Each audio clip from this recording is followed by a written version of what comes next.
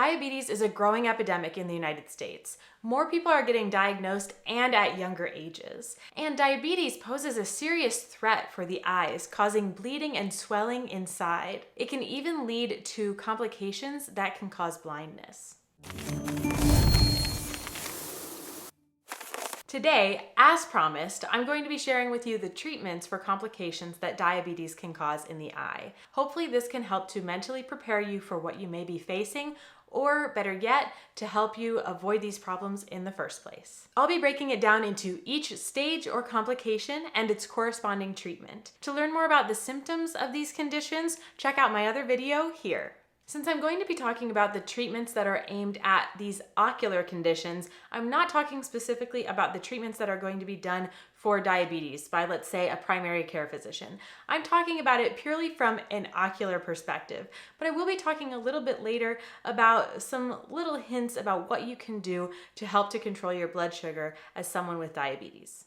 Changes to the retina caused by diabetes are referred to as diabetic retinopathy, and they have various stages. The first is mild non-proliferative diabetic retinopathy. In this, we see some early changes to the blood vessels called microaneurysms. And at this stage, the treatment is blood sugar control and monitoring on a regular basis, usually annually at this point.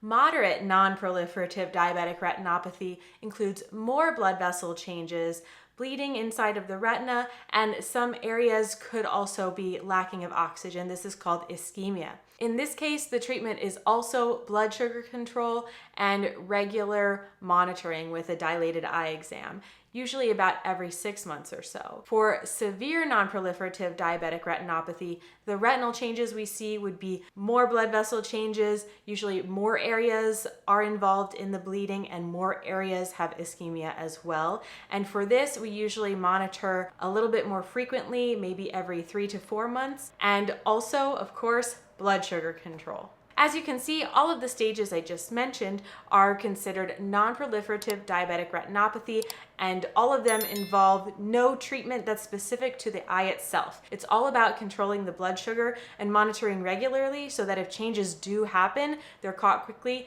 and treated quickly. The stage that follows severe non-proliferative diabetic retinopathy is called proliferative diabetic retinopathy. And the reason for this term proliferative is that new blood vessels are growing in this stage. New blood vessels might sound like a good thing. They're responding to the ischemia or lack of oxygen in certain areas of the retina, and they're trying to bring more oxygen. They've been signaled by the body to grow new blood vessels. We need blood, we need oxygen. But the problem with these new blood vessels is that they're really small and fragile. They can break easily. This causes leaking into the retina and can lead to swelling and changes of vision.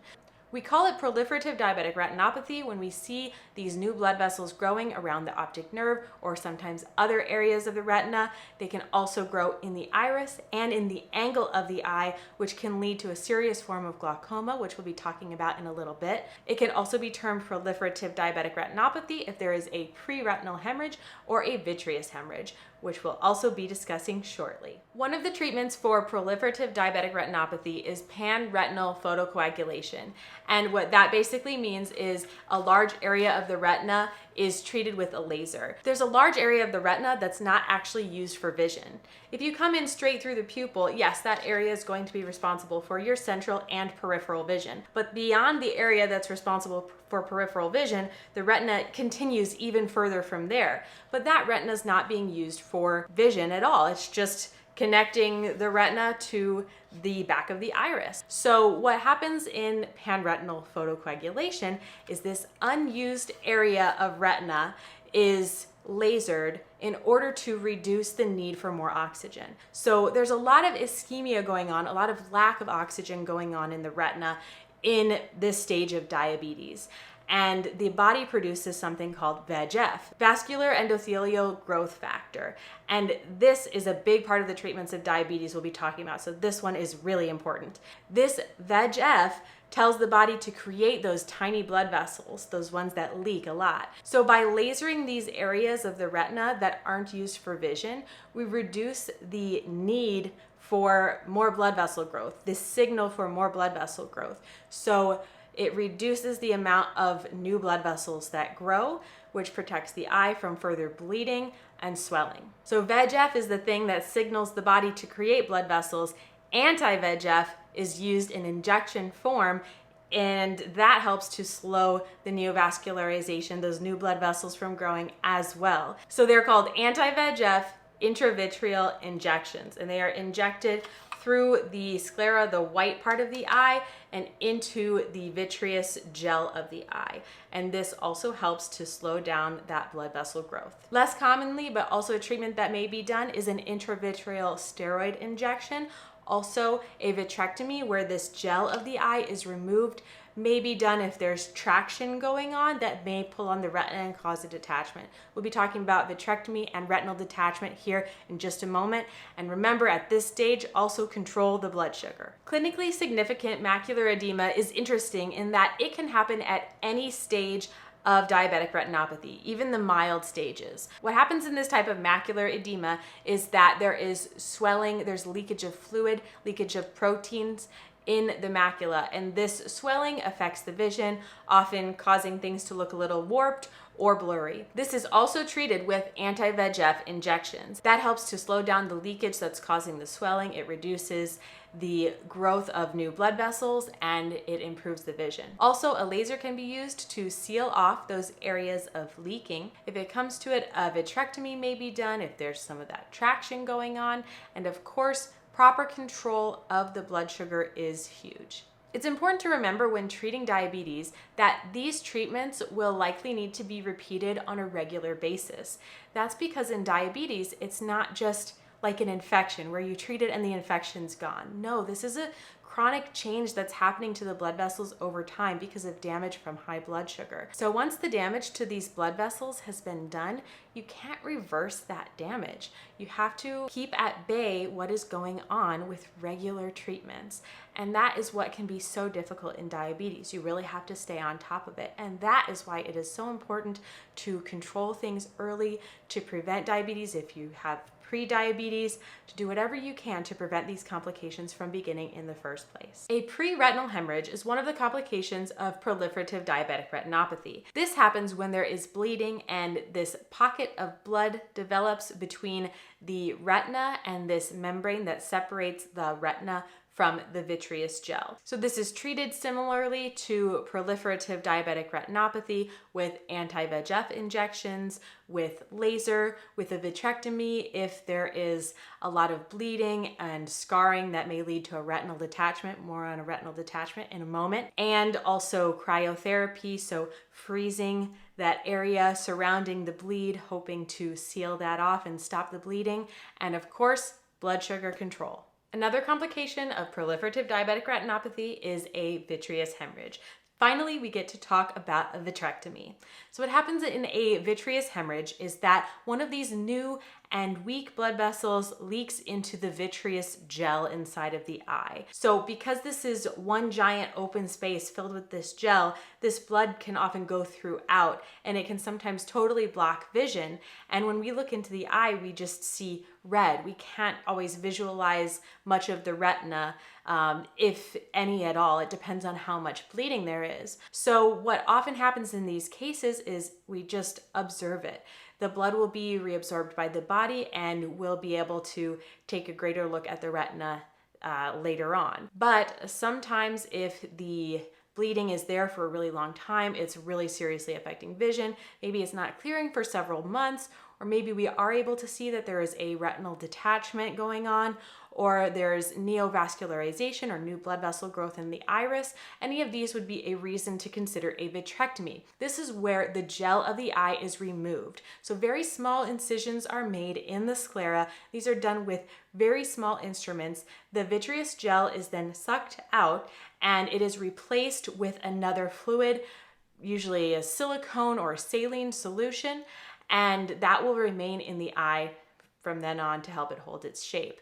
During the vitrectomy, this gives the opportunity for treatment of a retinal tear if it's there. A laser can be used to weld down around that tear to make sure no more fluid gets behind the retina, causing further detachment. A retinal detachment can happen as a complication of diabetic retinopathy because bleeding and these new blood vessels growing can lead to fibrous scarring on top of the retina. And this can cause traction and pull on the retina, causing it to tear. And then fluid has the opportunity to get between and into that tear and cause the retina to then detach from the back of the eye. So the retina is the part of the eye that receives visual information. So if the retina is detached, it's no longer able to receive that visual information, and you will have a blind spot in that detached area.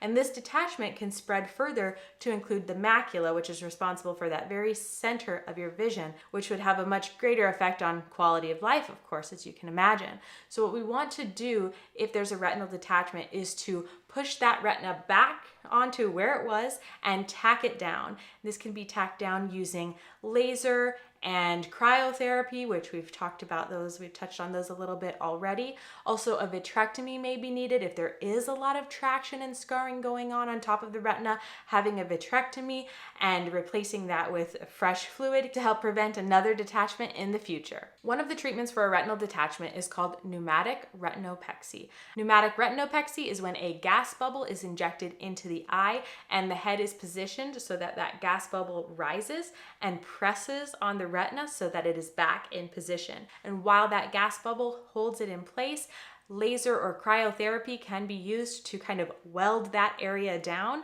And sometimes following the procedure, a certain positioning is required of the patient to make sure that that area stays sealed. But over time, that gas bubble will be absorbed. A retinal detachment may also be treated with something called a scleral buckle. This is when a silicone buckle will be placed around the eye and sutured to the sclera, the white part of the eye. If you kind of picture the inside of this eye and that the retina is falling down, having this buckle helps to push the eye more towards where the retina is. It makes it so the retina doesn't have to be pulled out as taut in order to lay down on the part of the eye that it's supposed to. So this just kind of squeezes everything in a little bit closer to that area of retina. Often along with this, laser or cryotherapy is used, and sometimes a gas bubble is used as well, so it may require specific positioning after the procedure. You can see that a lot of these treatments for retinal detachments are used kind of in combination with one another depending on the specific needs and exactly what's going on. Neovascular glaucoma happens as an advanced complication of diabetic retinopathy. It happens when new blood vessels grow in the eye, more specifically in the iris and the angle. The angle is this tiny little area between the back of the cornea and the front of the iris where fluid is supposed to drain out of. But when there are new blood vessels that grow here, there is fibrous tissue that develops and it contracts and it causes this angle to become narrowed, making it more difficult for the fluid to flow out. And because the cause of this type of glaucoma is different from other causes of glaucoma, it can be a little bit more difficult to treat.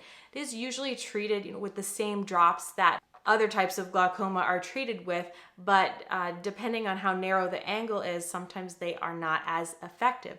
Eye pressure tends to be more difficult to control. I do have a video explaining the different categories of glaucoma eye drops and how and why they work that you can check out right here.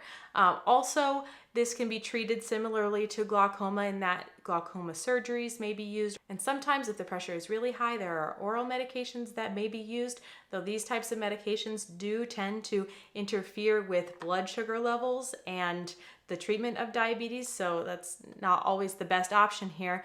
Of course, we also want to treat similarly to the other forms of diabetic retinopathy we've already been talking about. So that would include intravitreal anti-VEGF injections or laser procedures.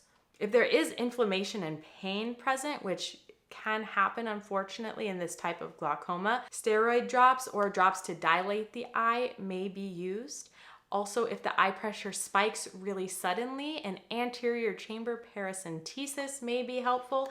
This is when the doctor will use a needle or a cannula and insert that into the side of the cornea to suck some of that fluid out to relieve some of that pressure. Of course, done under anesthesia. Finally, and unfortunately, enucleation or removal of the eye may be recommended. Now, this would typically be in cases where the eye has no remaining vision due to the glaucoma, but it is under severe and chronic pain that can't be controlled with eye drops or injections. At that point, sometimes removal of the eye and removal of that constant pain is the best option to keep a higher quality of life. Another complication of diabetes is cataracts. Now, cataracts happen to everyone at some point. They are age-related, but diabetes, especially if it's not well controlled, can definitely increase the speed of the progression of those cataracts. It's a clouding of the lens inside of the eye. You can't see through it, and there's no treatment for it other than to surgically remove it. In cataract surgery, the cloudy cataract is removed and it's replaced with an intraocular lens implant. And I have a whole bunch of videos that explain cataracts and the intraocular lens implant options a little further here. I'm sure you noticed that the recurring theme in this video is to control blood sugar at any and all stages of diabetic retinopathy. If you're already at an advanced stage of diabetic retinopathy, I really don't want you to lose hope or motivation or throw in the towel on your health. Okay, maintaining controlled blood sugar is the best thing you can do to stop what's happening in its tracks, so you're preventing progression to further stages of the disease, and it will also be easier to maintain control with the treatments that are already being used.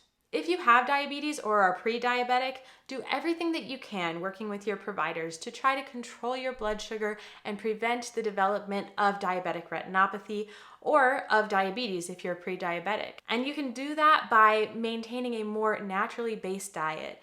Replace those processed foods with whole foods. Replace those juices and pops for water. Do light exercise a few times a week. You can make little changes, just one at a time, and small ones too, that can eventually make a big impact on your overall health. Preventative medicine is the best medicine, and I believe you can do it. Check out my video about the symptoms of diabetic retinopathy here.